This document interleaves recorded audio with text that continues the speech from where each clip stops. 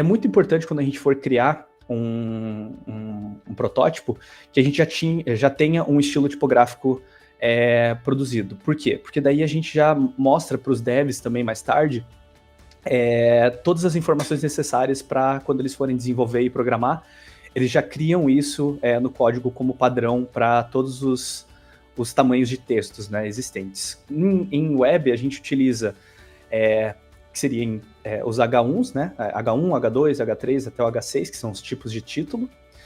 A gente tem os titles também, os subtitles, e a gente tem os paragraphs, que daí seriam os textos de corpo de texto, basicamente, que seriam os padrões para a escrita. No caso, eu gosto geralmente de deixar como body os que vão ser parágrafos, né? E eu geralmente deixo 3 tipos de tamanhos diferentes, que seria o body small. Cris, pode falar. Não, aqui só um adendo ao que você está explicando. Definir esses tamanhos já no código ajuda também com SEO, tá? Com o posicionamento do site e da página no Google. Então é bacana que já tenha isso definido vindo do designer ou de quem está prototipando o site, isso já está definido para ficar mais fácil para o designer e mais fácil para o marketing também depois. Então tudo está estando integrado, é o jeito ideal de criar o projeto. Exatamente, porque daí na hora de fazer o SEO, o Google, né, ele utiliza bots para analisar o teu site, daí quanto mais organizado tiver o teu site em estruturação de textos, imagens, etiquetas, né, na hora do HTML também, isso daí tudo ajuda na hora de quando alguém pesquisa sobre o seu site ou sobre o conteúdo que o seu site oferece, né, ele puxa com mais facilidade na hora da pesquisa, né. Bem lembrado, Cris, valeu. Então, daí na questão dos parágrafos, né, eu utilizo 3 tamanhos, que seria o small, que eu geralmente uso uma regra, que é uma regra de aumentar 2 pixels, pelo menos para textos, tá? Por que isso? Porque existe uma variação pequena, né, de tamanhos entre o parágrafo que esteja maior, um que esteja no tamanho regular e outro menor. E, que nem no small, a gente utiliza, a princípio, né, o que eu utilizo é 12 pixels, o regular é 14, existem designers que preferem 16 por ser um pouco maior, e fica um pouco mais fácil também de ler, eu prefiro 14, e o large, que seria o 16. Daí é aquilo, né, se caso o designer escolha, né, como o regular o 16, daí o large seria 18 e o small seria 14, ou às vezes 12, dependendo, né, da situação, mas geralmente é uma diferença ali de 2 pixels entre os tipos de textos de parágrafo, né. Para os Hs, existe uma hierarquia um pouco diferente, que seria basicamente o seguinte, no meu caso eu gosto de começar o H6 com 20 pixels, porque daí entre o body large, que é 16, e o H6, que é 20, existe 4 pixels de diferença, então a gente já tem uma facilidade de reconhecer que isso daqui é um título e o restante ali é texto, né? Enfim, e daí a gente vai sempre pulando de 8 em 8 pixels entre os títulos para ficar bem visível a hierarquia de títulos, né, sobre eles. Então o H5 vai ser 28, o H4 vai ser 36, o 3 vai ser 44 pixels, o H2 52 e o H1, que vai ser o maior do texto, né, do site, vai ser 60. Uma coisa que eu também gostaria de esclarecer, que seria, tipo, o H1, geralmente a gente utiliza uma vez por página dentro do site, então vai existir sempre só um H1, o restante pode ter 2 ou mais H2, H3, enfim. Por quê? Por causa do SEO também, tá? O SEO, ele recomenda que a gente tenha sempre um título principal, que seria o H1, e o restante daí vai ser subtítulos, digamos assim.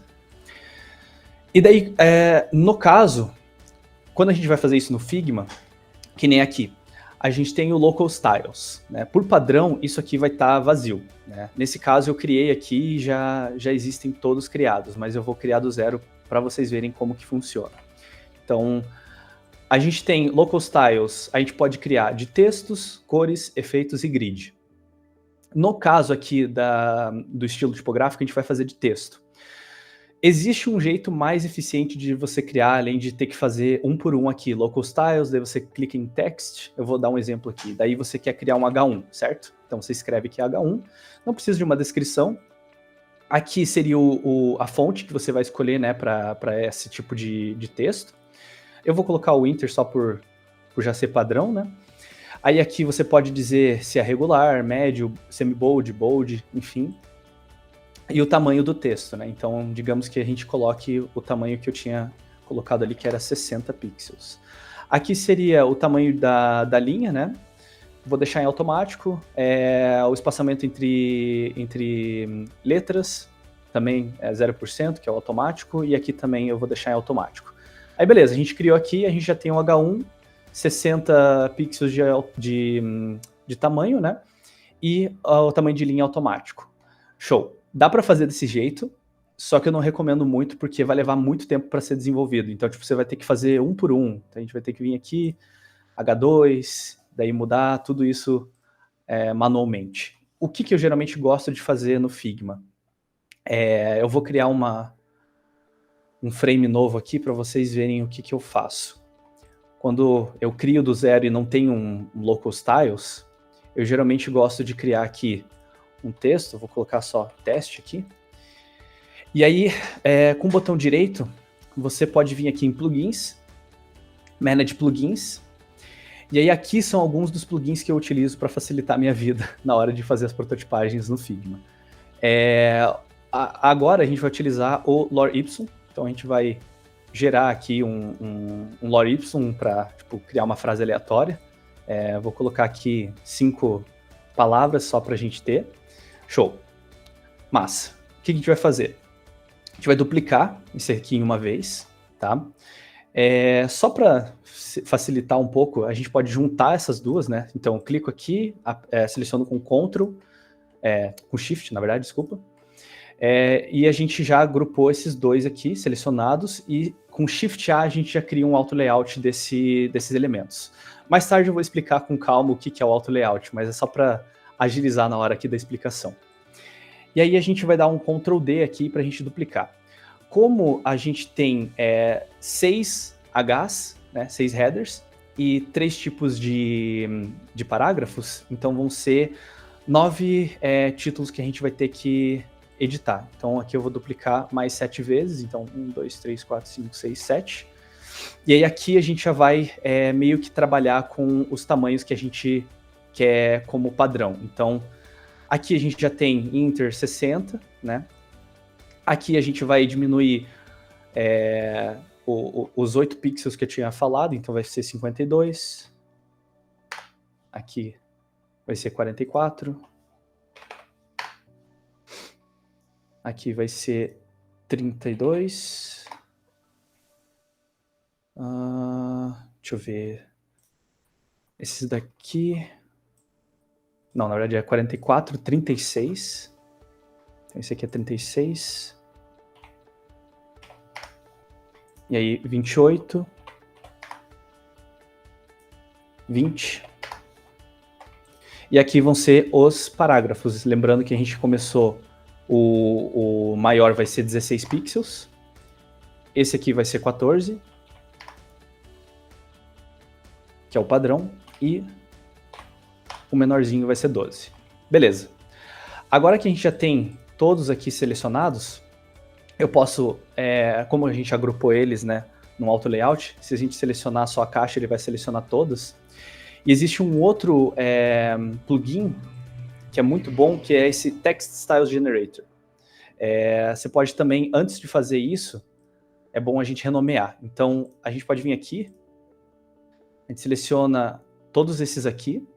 Como eles estão aqui na esquerda, né, nas camadas do Figma, todos eles estão com lorem, a gente pode renomear eles para os nomes oficiais. Então, apertando Ctrl R, você já consegue renomear todos de uma vez só. Então, você pode colocar aqui H, então todos já vão ter o nome H, o cifrão e N.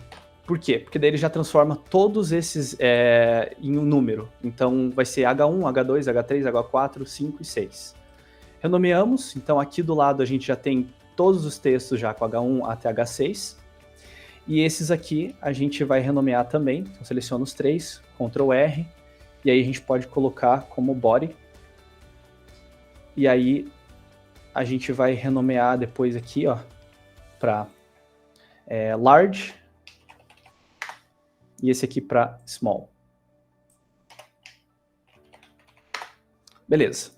Caso vocês queiram fazer alguma variação, digamos que você queira um H1 sem ser bold, né, um regular, e um outro que seja bold. Então você pode vir aqui, aí você vem em regular, aí muda para bold, mesma coisa aqui, vai duplicando, enfim. Vai fazendo isso até fazer todas as variações em bold dos H1s, né, dos Hs, na verdade, até os parágrafos. Então, fica mais fácil da gente desenvolver dessa maneira e não tem tanto erro assim, né? Então, deixa em bold e aqui em bold também. Aí a gente pode selecionar todos eles aqui em bold, dar um Ctrl R de novo. Você pode clicar nesse current name, então ele vai manter, bota um espaço e coloca bold. E aí já renomeamos todos os que são bold com o nome certo. Beleza, agora que a gente já tem todos esses daqui, né, arrumados certinhos, a gente vai fazer o seguinte. A gente vai usar aquele plugin que eu comentei, que é esse aqui, Text Style Generator. Quando você clica nesse daqui e clica em gerar novo estilo de texto, automaticamente a gente já vai ter todos aqueles textos que a gente ia fazer manualmente, a gente tem aqui já automático certinho. Então isso aqui já facilita muito na hora de desenvolver o projeto, porque daí ao invés de você gastar aí 1 hora só escrevendo tudo manualmente, você em 15, 20 minutinhos aí já fechou tudo certinho. E ele automaticamente já muda isso daqui tudo para o H1 Bold, para os nomes desses aqui que a gente fez. Caso você queira, né, você pode vir aqui, duplicar ele e daí gerar para manter pelo menos os lore ipsums, né? Então, deixa eu ver aqui. A gente vem aqui, plugins, Textile Generator, Generate Textiles, e daí funcionou aqui. A gente só agrupa eles no auto layout, que depois eu vou mostrar para vocês, e aí já tá, ó, certinho, tudo organizado na questão de tipografias, né, estilos tipográficos, que é exatamente o que eu fiz aqui em cima, né? E caso você queira deixar com um pouco mais de informação, dá para você fazer com um outro plugin, depois que você fez, né, todos esses text styles aqui, existe um outro plugin, posso deletar aqui esse que eu gerei, daí eu vou nesse plugin aqui, ó, que é o Typography Style Guide. Você clica nele, e a gente vai aqui na página, e ele automaticamente já vem aqui e fez nosso estilo tipográfico através dos estilos que a gente já configurou. E aqui ele tem um pouco mais de informação, então ele coloca aqui qual que é o H, né? Então aqui é o H1, o tipo de fonte que a gente está utilizando, qual que é a família, então regular, o tamanho e o tamanho de linha. Então isso aqui também, para os devs, também facilita bastante para eles saberem a organização tipográfica na hora de produzir, né? Enfim, alguma dúvida em relação a essa parte de estilos tipográficos? Porque é meio rápido o que eu expliquei, mas é tecnicamente relativamente simples de fazer. Nenhuma dúvida? Acho que não, Rodrigo, pode seguir. Fechou. Siga com o seu joinha. Pessoal, vamos interagir um pouquinho, mandem seus joinhas, mandem emojis aqui para motivar o Rodrigo a continuar falando, né, galera? Eu já tô feliz de não estar tossindo aqui, então tá ótimo. Enfim, vamos agora então para uma parte aqui que é de escala e espaçamento. Mais uma aulinha aí rápida e simples de design, que é basicamente o quê? A gente também tem padrões de espaçamentos. Nesse caso, eu gosto de utilizar também uma métrica que é de múltiplos de 4 ou de 8, começando por 8 pixels, que geralmente é um espaçamento relativamente visível, né? Tipo, ele é um espaçamento pequeno, mas ele é visível. No exemplo aqui, entre esses 4 elementos existe um espaçamento de 8 pixels, então é visível, né? Dá para perceber. E a gente vai subindo um pouco mais. Então tem de 12 pixels, tem o de 14, o de 20, 32, 40 e 64. Geralmente eu utilizo o de 8, o de 14, o de 20 e o de 40, tá? 32 e 64, eu acho que não há tanta necessidade. Tipo, geralmente ali uns 3, 4 tipos de espaçamentos diferentes já vai ser o suficiente para gerar um design equilibrado e harmônico dentro do layout, né? Enfim, e um pouquinho do porquê, né, de utilizar escala e espaçamento. Para gerar grids invisíveis, né? Em design a gente tem os grids que auxiliam a gente a desenvolver, né, os espaçamentos, os tipos de seções que a gente vai fazer lá no layout, e as escalas. Então, elementos maiores que ocupam um espaço inteiro. Então, isso aqui poderia ser uma hero page, digamos assim, uma hero section, né? Então, tipo, aqui poderia ter dentro um H1 com um subtítulo aqui, com uma chamada e um botão. Aí, aqui embaixo, já é uma segunda seção. Aqui poderia ser um corpo de texto com alguma informação sobre a empresa, enfim. E aqui algumas outras informações ou imagens. E isso tudo a gente começa a perceber através dos espaçamentos. Então, aqui a gente já sabe que é uma seção inteira, porque é um elemento só que está ocupando todo o espaço. Aqui a gente tem uma outra seção, só que a gente sabe que existem 2 seções dentro dessa seção por causa do espaçamento de 20 pixels entre elas. E a gente tem ainda uma terceira seção aqui dentro, que seria a seção onde tem esses 4 elementos com espaçamento de 8 pixels em cada. E aqui é a mesma coisa, uma outra seção com vários elementos em uma linha com uma separação de 8 pixels em cada. Então, nossas regras de design basicamente é tentar fazer grids através de espaçamentos e escalamentos de objetos. São regras simples de design que a gente pode aplicar na hora de fazer prototipagem e que é muito poderoso mesmo. Tipo, a gente consegue deixar bonito o site, deixar tudo alinhado, os textos, os elementos, as imagens, enfim, os ícones, isso tudo no final faz uma diferença enorme. Beleza, finalizando sobre a questão... Opa, pode falar, Otávio. Não, só um adentro mesmo, que isso que você falou realmente faz a diferença grande do espaçamento. Falando como desenvolvedor, para a gente fica muito mais fácil pegar um layout assim, porque a gente já entende o que é que vai se trabalhar ali no CSS, né, nos estilos. A gente consegue entender do que quando não se respeita essa regra do espaçamento aí, cara. Eu como desenvolvedor tenho que adivinhar que espaçamento foi utilizado ali, todo aquele processo. Tá? Realmente seguir isso aí facilita bastante. Sim, e questão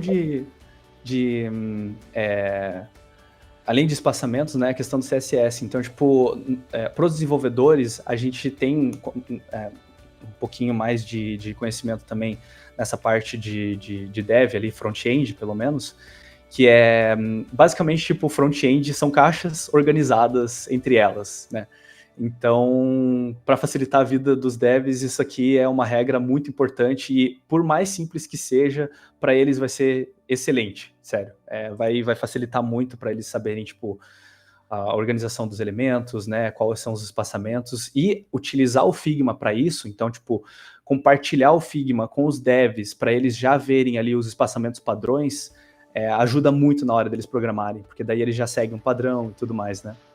Aí, Beatriz, grava esse trecho aí do Rodrigo aí para colocar em todos os projetos aí. E às vezes chega a tarefa só assim, com print, ainda deixa só o print do Figma, a gente não tem acesso ao Figma. E fica lá no print, lá tentando adivinhar. Caraca, o que é isso aqui? Exatamente. Tem gente que faz atrocidades assim no Figma, que é só tirar um print e colocar ali e falar, beleza, faz aí, né? Exatamente. Então, tudo isso que eu tô explicando para vocês é justamente para até deixar como base, sabe, tipo, para os devs. Então, tipo, toda vez que você vai criar um site novo, todas essas regras vão ser aplicadas independentemente de qual vai ser o projeto, né? São regras básicas.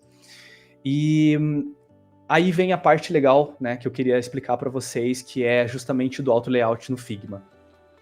O Figma ele é uma ferramenta muito, muito poderosa mesmo para prototipagens, e até para os devs também é muito bom. De boa, de boa. E para os devs, tipo, é maravilhoso, por quê? Porque tem o Dev Mode, né, no Figma.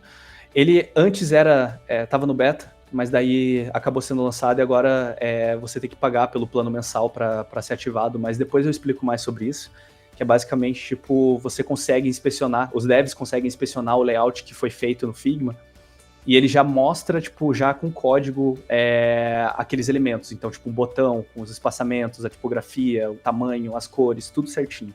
É muito, muito, muito poderoso mesmo. E para isso ficar mais fácil, tanto para nós designers quanto para os devs, na hora deles inspecionarem, o Figma criou o Auto Layout, que é basicamente fazer com que os elementos eles se automaticamente organizem conforme os elementos que estão dentro dele. Então, eu puxei, né, de um protótipo que eu estou desenvolvendo para Miarco, que é basicamente esse cardzinho aqui, que é de... quando você clica no botão lá do produto, abre esse pop-up que é do carrinho, né, de adicionar esse produto ao carrinho. Então, aqui eu deixei sem o auto layout, tá? Então, como você pode ver aqui na direita, você tem o auto layout. Para você ativar ele, você aperta Shift A, tá? Como atalho. E aí o que acontece? Sem o auto layout, para fazer isso daqui, dá para fazer, obviamente. Mas vai ficar muito, muito mais difícil pro designer e vai ser um caos também para fazer alinhamento de elementos, para fazer todas aquelas regras de espaçamento que eu falei para vocês. Então, o que acontece? Aqui, a gente não tem auto layout, mas aí a gente tem organizado aqui em elementos em grupos. Então, aqui já está em um frame, que seria um grupo, né? A gente tem um plugin que eu gosto de utilizar, que é o Iconify, que ele coloca ícones no protótipo, isso ajuda muito. E a gente tem um texto aqui. Então, vamos fingir que o cliente queria que o xizinho fosse no lado esquerdo. Beleza. Sem o auto layout, você dá para ver que com a seleção do grupo, você tem essas bolinhas que aparecem no meio dos elementos, né? Aqui ele também aparece, mas ele é um pouquinho mais difícil de enxergar. Caso você queira manter a mesma distância aqui, aí o que você faz? Você clica nesse botãozinho, joga para o lado, e aí beleza, ele automaticamente já colocou o elemento no outro lado, fechou, bacana. Só que o problema digamos que você queira diminuir esse tamanho entre os dois elementos, enfim, fazer algum outro ajuste. Se você quiser fazer isso, no auto layout é muito mais simples. Aqui, você teria que selecionar os dois, tá? E aqui você já tem mais ou menos o espaçamento entre os elementos. Então, dá 343 pixels. Você pode diminuir, clicar e arrastar aqui diminuindo, né? Ou colocando o número. Então, tipo, digamos que eu queira que fosse tipo um do lado do outro perto. Então, eu vou colocar um espaçamento de 40 pixels. Beleza, arrumou. Só que, sem o auto layout, se você mudar qualquer coisa daqui, manualmente, então, clicar com o botão aqui no texto. E digamos que eu queira colocar aqui. Se eu clicar e arrastar, você está vendo que eu arrastei e ele parou no lugar ali que eu deixei. Então, ele não automatizou esse ajuste que eu quis fazer. E isso pode ser um problema, porque daí o que acontece? Eu não sei qual que é o tamanho completo, tipo, sei lá, eu quero alinhar esses elementos com esses aqui de cima. Tudo bem, o grupo aqui ele já está configurado como uma largura de 720, que é o mesmo desse daqui, mas digamos que não esteja, né? Digamos que ele esteja, sei lá, com essa largura aqui, né? O grupo. E ó, automaticamente, quando eu fiz isso daqui, os elementos não se ajustaram também. Então, sem auto layout não é bom. Então, o que aconteceria? Tipo, eu teria que meio que fazer no olhômetro. Ou colocar réguas aqui. Então, você pode colocar uma régua, tipo, no Figma. E alinhando, tipo, por aqui. Só que é muito trabalho. Não recomendo fazer isso nunca. Então vamos voltar aqui com os ajustes que eu fiz e mostrar o que acontece com o auto layout já ligado entre os elementos. Então, aqui dentro, né, o card ele já é um auto layout. E todos os elementos dentro desse card também são auto layout. Então, eu dividi em 2 seções esse card, né? Então a gente tem o texto aqui em cima e o X. E a gente tem um outro elemento aqui embaixo. Dentro desse elemento, nós temos mais 2 elementos com auto layout, tá? 3, na verdade, se for parar para pensar com esse daqui, que é o separador. E dentro desse daqui tem mais um layout. Então, assim, você sempre vai se lembrar de caixinhas e você vai gerando auto layouts dos elementos que estão dentro dele. Então, o que acontece? O auto layout, ele basicamente já automaticamente percebe quais são os elementos, os espaçamentos, né, que você vai definir. Então, digamos que o cliente quer que eu coloque o X do outro lado. Eu só venho aqui, tá? Nas camadas, jogo para cima e ele automaticamente já fez o ajuste. Caso eu queira diminuir esse tamanho, então, aqui ele está como fill container, tá? Esse é uma das ferramentas que ele libera com auto layout. Que a gente tem esse cardzinho, né, que ele tá com auto layout. Aqui a gente está dizendo que é um layout vertical, então todos os elementos aqui de dentro que estão, né, juntos, eles vão sempre ir para baixo. Então, digamos que eu queira, sei lá, adicionar mais um setor, né, mais uma seção dessa aqui nesse card. Então, eu vou dar um Ctrl D para duplicar. E aí, olha o que acontece. Com o auto layout, ele automaticamente já aumenta o tamanho desse card, ele já utiliza o espaçamento padrão que eu coloquei aqui, que é entre os elementos, que é 40, né? Caso você queira que essa seção e essa seção fiquem juntas, mais juntas, né? Você pode criar um auto layout desse daqui, então Shift A cria o auto layout e daí muda esse daqui para 20. Então a gente já tem um espaçamento menor entre esses 2 elementos e um espaçamento maior entre esse elemento, que é aquilo que eu falei da regrinha dos espaçamentos, né? E, enfim, voltei aqui. E aí, isso que acontece com o auto layout na vertical. Na horizontal, é esse aqui o exemplo. Então, tipo, digamos que você tem 3 seções, né? E essas seções você quer deixar elas um do lado da outra. Então, a gente utiliza o botãozinho aqui de Horizontal Layout para deixar eles todos na mesma linha. E isso vai se repetindo, tá? Tipo, que nem aqui eu criei um auto layout entre esse agrupamento e esse aqui, que é só o texto, e fui fazendo isso de novo. Aqui dentro também tem um auto layout entre 2 elementos em linha, que é a imagem e os textos. Aqui também um auto layout com os elementos aqui na vertical. E aqui existe também um auto layout, que são 2 elementos juntos, que eu precisava, né, colocar, em horizontal. Então você sempre vai, tipo, meio que pensando, né, na hora de criar, você vai, tipo, beleza, eu preciso de 2 elementos, um do lado do outro. Beleza, eu vou fazer um auto layout na horizontal. Aí eu preciso que esses 2 elementos tenham outro elemento embaixo, que daí tem um espaçamento de, sei lá, 20. Daí você vai lá e aumenta o espaçamento em 20. Esses espaçamentos, que são entre os elementos, você consegue ajustar por aqui. Então, ele já vai te dar essa marcação rosa. Você clica nela e você pode escrever aqui qual que é o espaçamento que você quer entre os elementos. E ele já automaticamente faz. Ou dá para fazer também aqui na direita. Então, você pode fazer clicando e arrastando, né? Então, aumentando manualmente. Ou colocando também aqui o espaçamento que você queira. E aí, deixando tudo em auto layout, você pode fazer esses ajustes. Então, vamos aumentar para 20 aqui. Nota que todos os elementos em volta dele já se ajustaram conforme o tamanho desses aqui também. Então, o auto layout tipo, é uma ferramenta muito poderosa. Pode falar, Cris. Então, de novo, só complementando, que nessa fase de prototipagem, que tem que passar para o cliente e tal, sempre tem muito ajuste, né? Então, com esse tipo de coisa que o Rodrigo está ensinando agora, esses ajustes são mais simples. Você não tem que ficar realinhando elementos, não tem que ficar readequando o layout. Então, o cliente quer tirar a linha de preço, por exemplo, ou quer mudar o estilo do negócio de quantidade ali. O layout já vai ajustar automático, você não tem que ficar perdendo tempo realinhando esses elementos. Eu acho que é mais nesse sentido, ele automatiza essa parte do trabalho.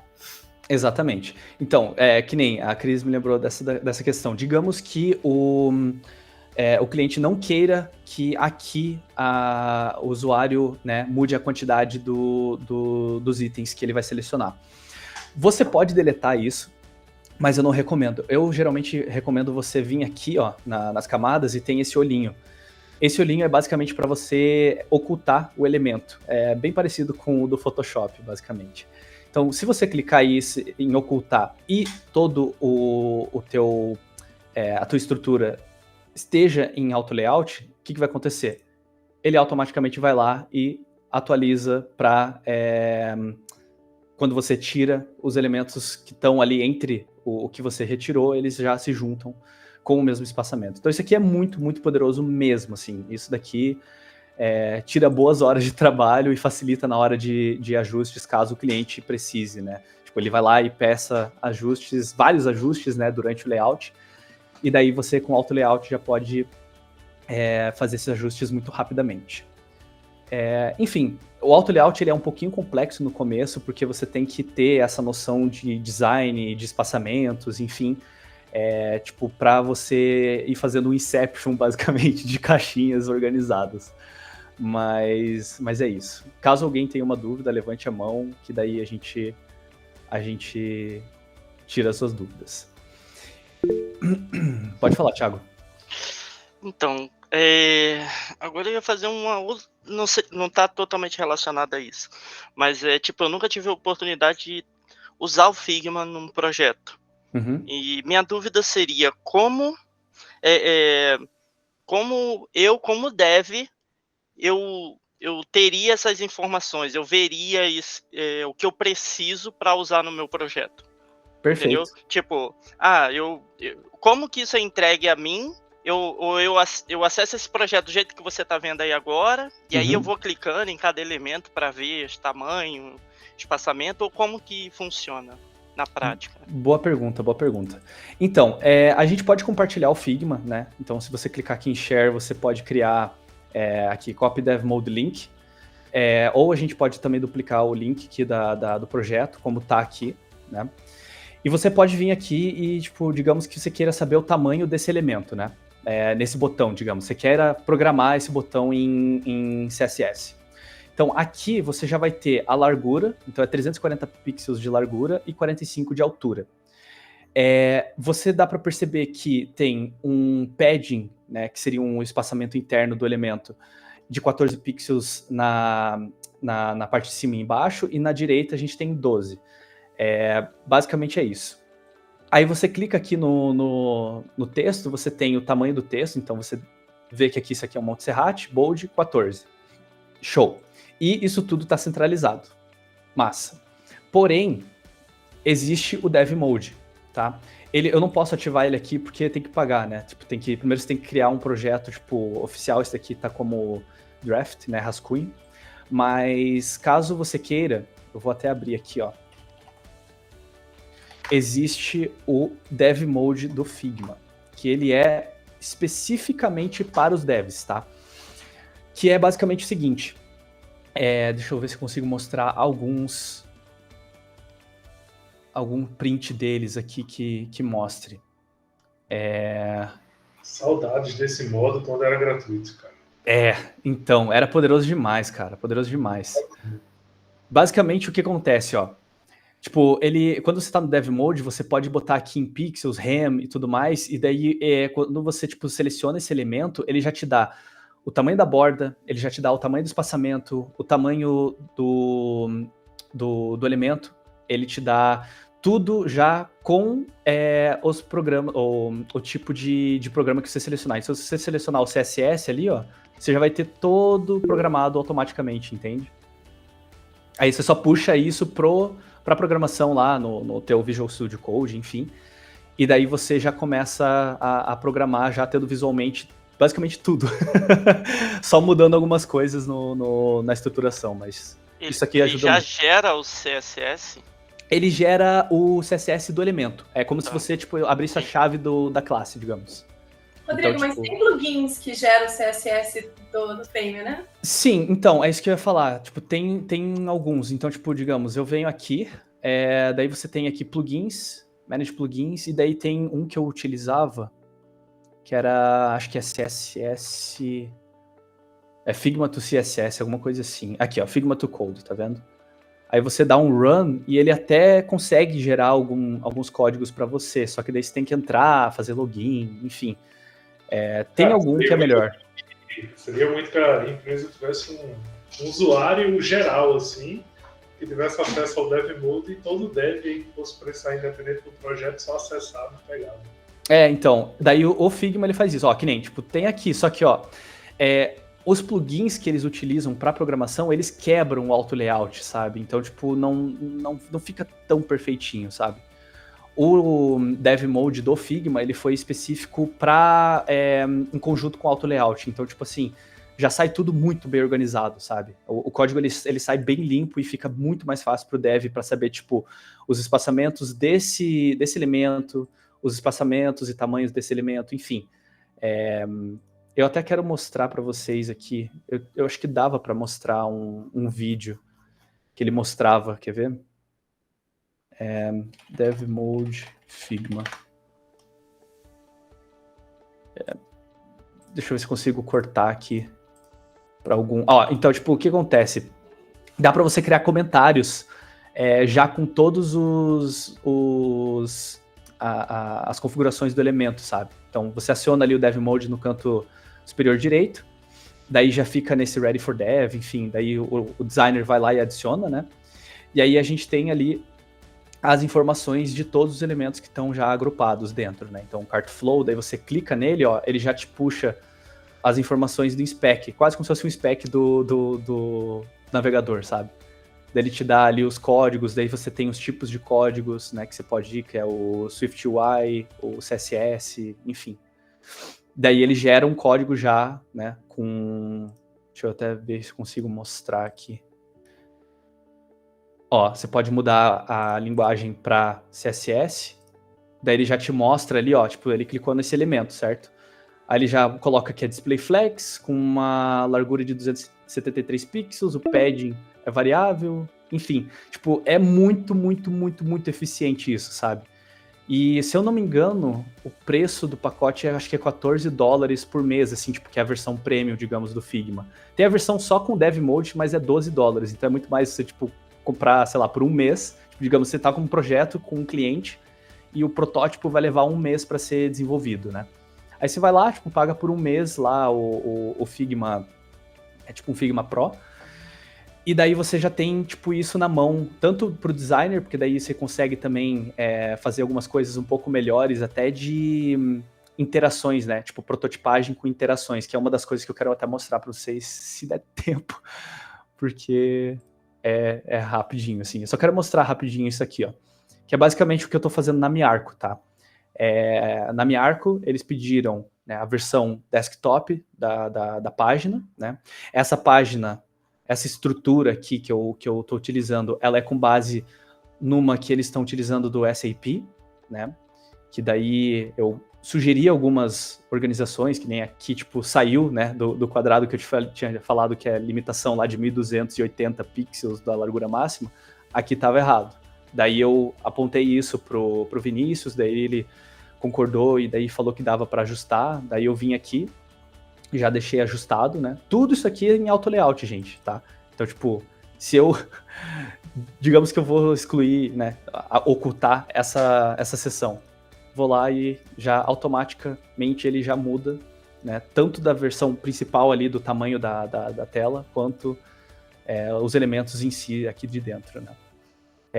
Tem muita coisa do Figma que eu queria explicar para vocês, mas acho que não vai dar tempo. Que seria do componentes. Então dá para criar componentes e colocar eles aqui dentro.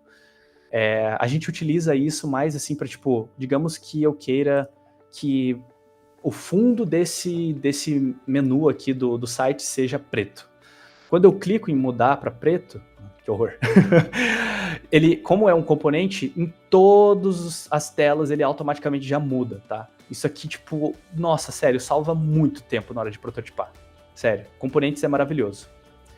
E na prototipagem aqui, tem a versão aqui que é design, né? Então a galera vai lá, cria o design e tem prototipagem. Que daí o que acontece? Você vai linkando as telas que você desenvolveu com botões, com elementos, enfim.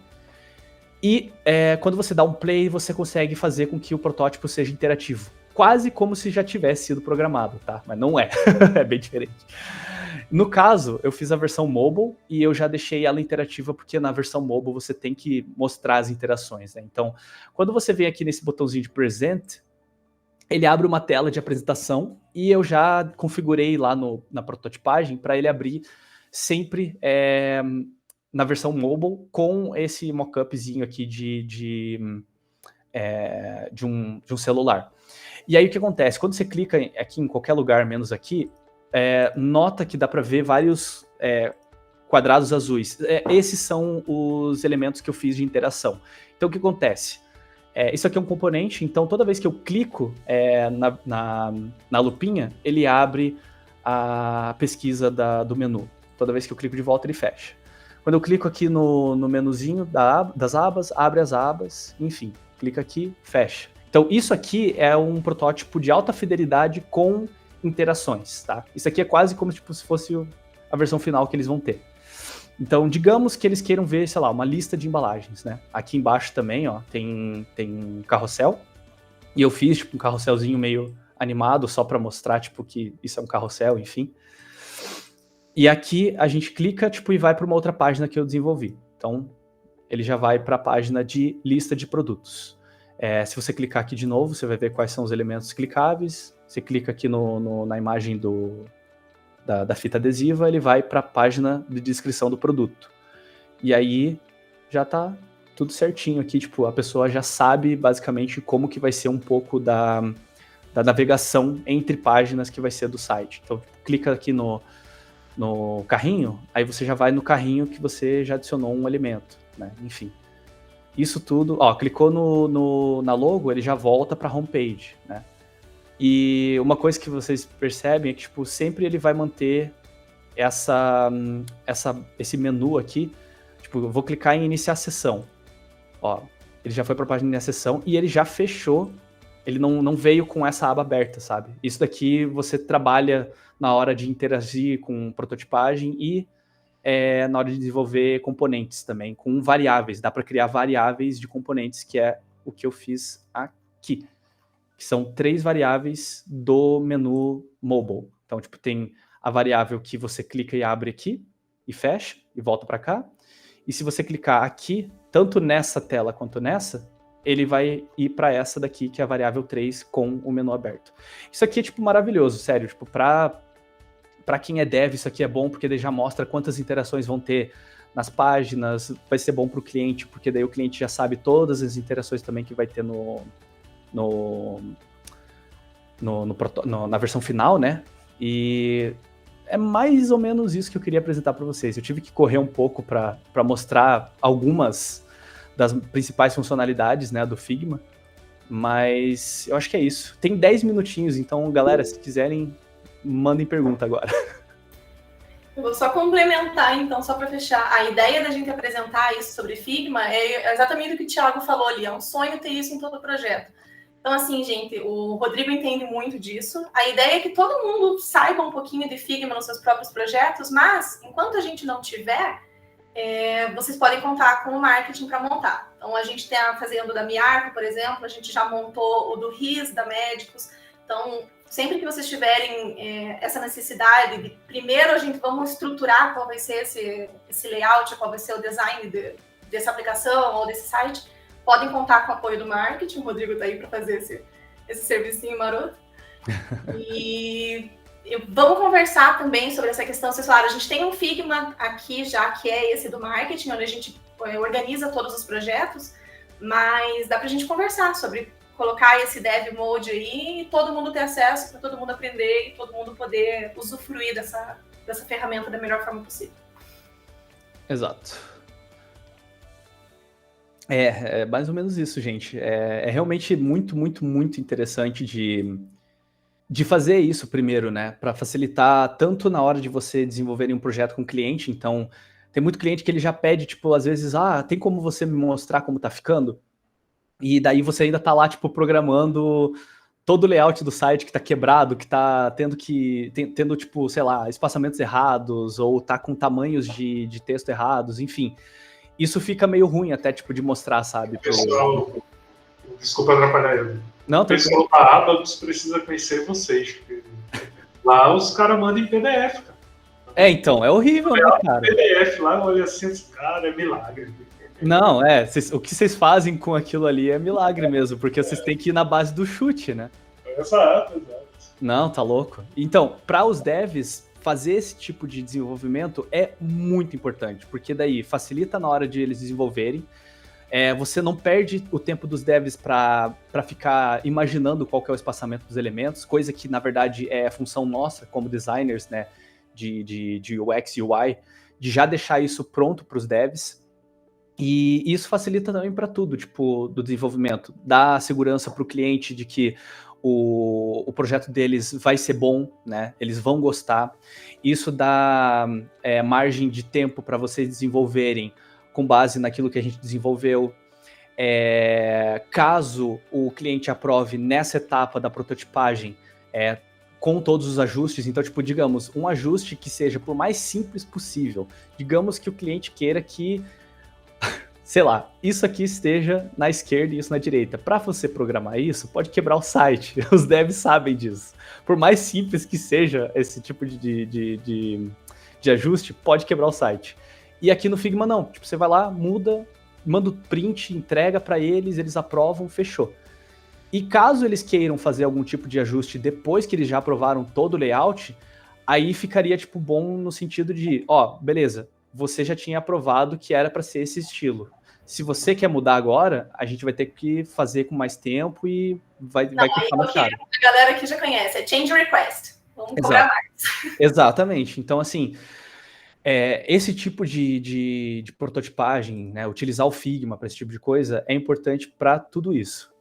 Para facilitar a vida do designer, para facilitar a vida do dev e para facilitar a vida do cliente. Então, todo mundo sai ganhando se o projeto já for prototipado no Figma, com auto layout, com tudo organizadinho, tudo bonitinho, para não ter problema, tá bom? Mais alguma pergunta, gente?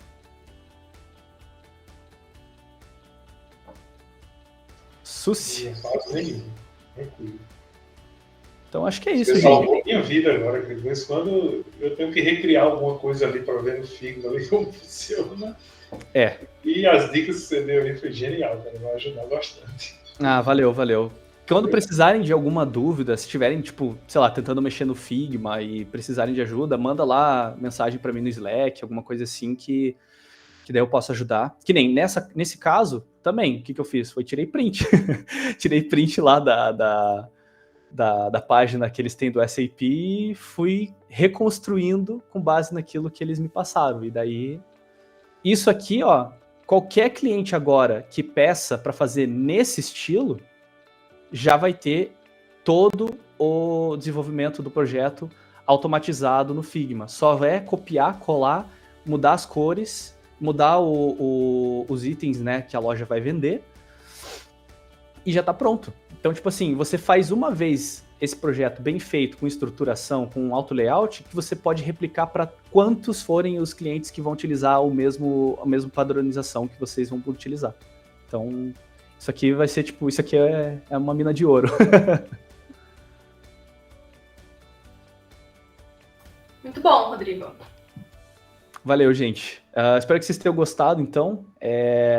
Caso alguém tenha interesse em mexer o Figma, vai lá no YouTube, pesquisa sobre algumas coisas básicas de UX UI, né, um pouco de teoria de design, mexa nas ferramentas básicas do Figma. Eu queria ter mostrado muito mais coisa, mas em 1 hora não deu tempo. Mas é isso, gente. Muito obrigado aí pela participação de todos vocês. Espero que tenha agregado algum conhecimento para vocês e mandem mensagem caso se interessem e tenham dúvidas, que eu posso ajudar vocês, tá bom? Fechou, muito obrigada. Beleza? Fechou. Valeu, pessoal. Tchau, tchau. Obrigado, gente. Tchau, Obrigada. tchau. Valeu. Obrigada, Tchau. Rodrigo. Tchau, tchau.